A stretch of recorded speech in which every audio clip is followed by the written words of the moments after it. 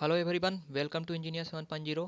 Friends, जैसा कि हमने पॉलीटेक्निक से रिलेटेड कल पूरी आपको अपडेट दिया था कि किस प्रकार से आप रजिस्ट्रेशन से लेकर काउंसलिंग प्रोसेस तक ग्रुप ए या ग्रुप के तक जो भी स्टूडेंट्स या 10+2 या 10 के बाद जो भी डिप्लोमा करना चाहते हैं उनको किस प्रकार से एडमिशन लेना है, किस प्रकार से काउंसलिंग कराना है, इसके बारे में हमने कल डिस्कस कर लिया था।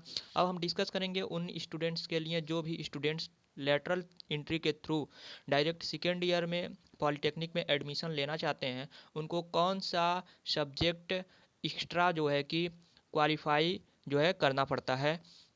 जैसे कि जब सेमेस्टर एग्ज़ाम होता है उनका, और सेमेस्टर इवेंट सेमेस्टर का, जब वो सेकेंड ईयर में एडमिशन ले लेते हैं तो जो सेकेंड ईयर में पहले से जो रेगुलर स्टूडेंट होते हैं उनके अपेक्षा उनको कुछ एक्स्ट्रा सब्जेक्ट पढ़ना होता है जो लेटरल एंट्री के through admission direct second year में लिए होते हैं। तो उन सब्जेक्ट के बारे में हम डिस्कस करेंगे कि कौन कौन से उनको सब्जेक्ट एक्स्ट्रा पढ़ना होता है। तो जैसे सिविल इंजीनियरिंग में, अगर आपने सिविल इंजीनियरिंग में डायरेक्ट लेटरल एंट्री के थ्रू एडमिशन लिया है तो आपको कौन कौन से सब्जेक्ट क्वालिफाई करना होगा। सबसे पहले तो आपको फाउंडेशनल कम्युनिकेशन होगा, एक जो इंग्लिश का जो 12th लेवल तक का एक ग्रामर होता है, ठीक है। तो ये फाउंडेशनल कम्युनिकेशन का पेपर होता है, वो आपको थर्ड सेम में देना होगा, ठीक है। जब आप एडमिशन लेंगे तो डायरेक्ट थर्ड सेम में ही लेंगे, ठीक है। तो थर्ड सेम में आपका एक फाउंडेशनल कम्युनिकेशन जो कि इंग्लिश ग्रामर का होता है वो देना होगा।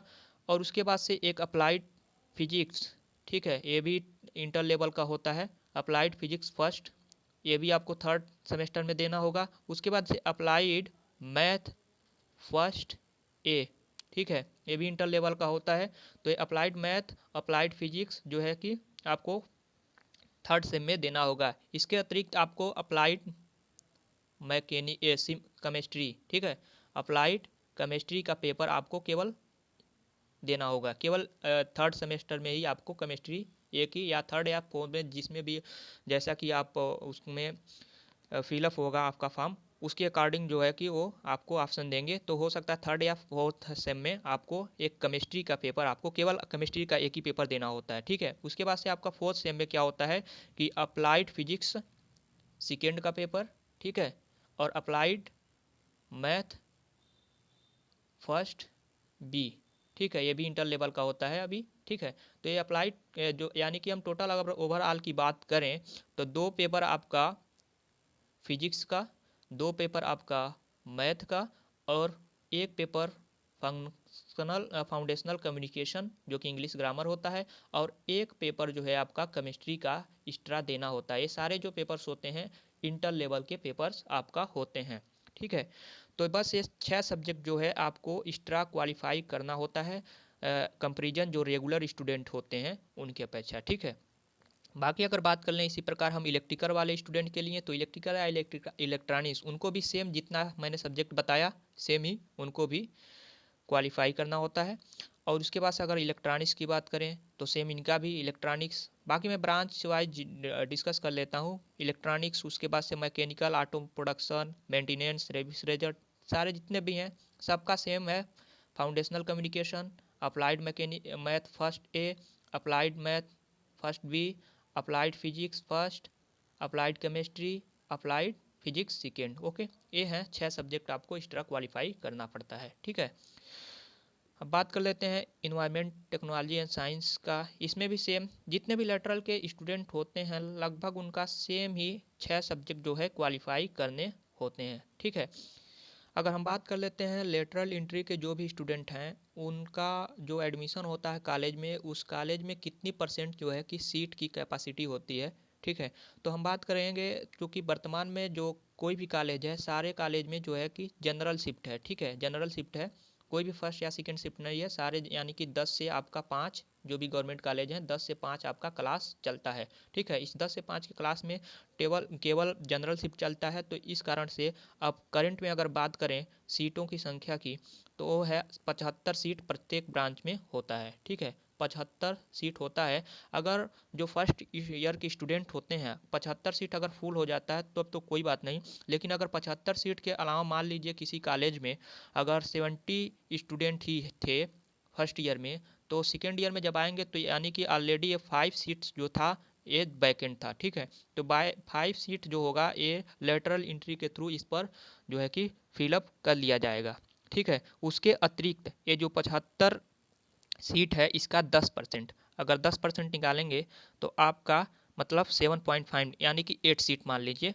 8 सीट लगभग जो होता है आपका 8 सीट प्रत्येक ब्रांच में, ठीक है। 8 सीट जो होता है प्रत्येक ब्रांच में लेटरल एंट्री के लिए कैपेसिटी होती है प्रत्येक कॉलेज में, ठीक है।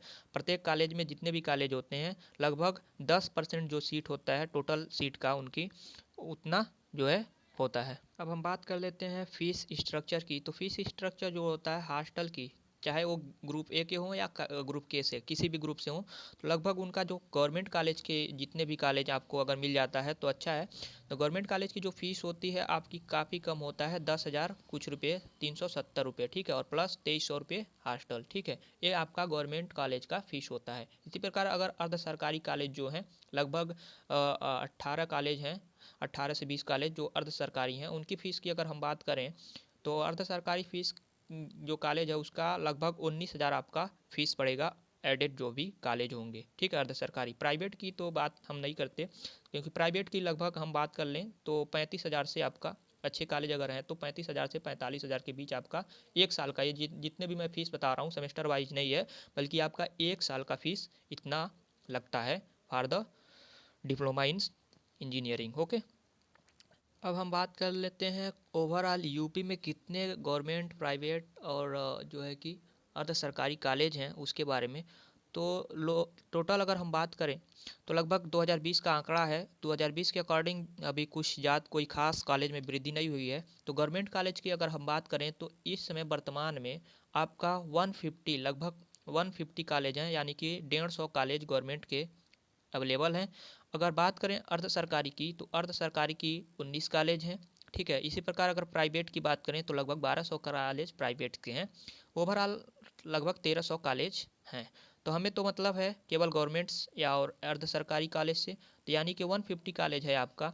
और उसी प्रकार हम सीट की बात कर लें, टोटल नंबर ऑफ सीट कितनी है, तो ग्रुप ए के जो है स्टूडेंट जो भी हाई स्कूल के बाद डिप्लोमा करना चाहते हैं उनके लिए ओवरऑल सीट की बात करें तो 1,46,963 लगभग 1.5 लाख के आसपास में जो है ग्रुप ए वालों के लिए सीट वह है।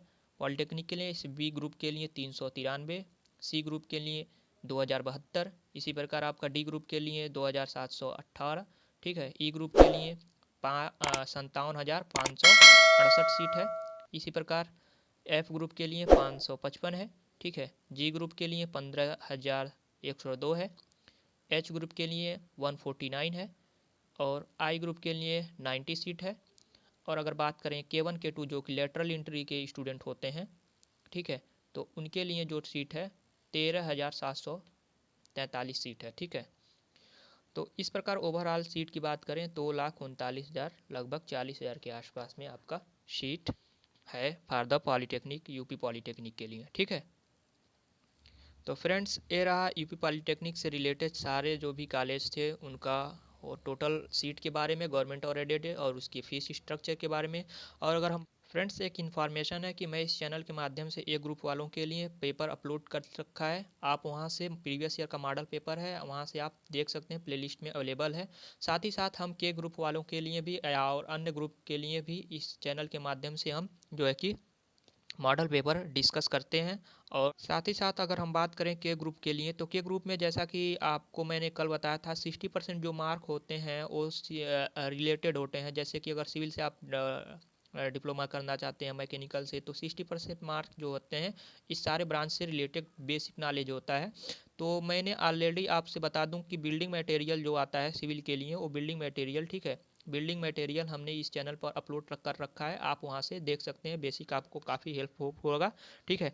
तो फ्रेंड्स आज के वीडियो में बस इतना ही, मिलते हैं नेक्स्ट वीडियो में, तब तक के लिए थैंक यू वेरी मच।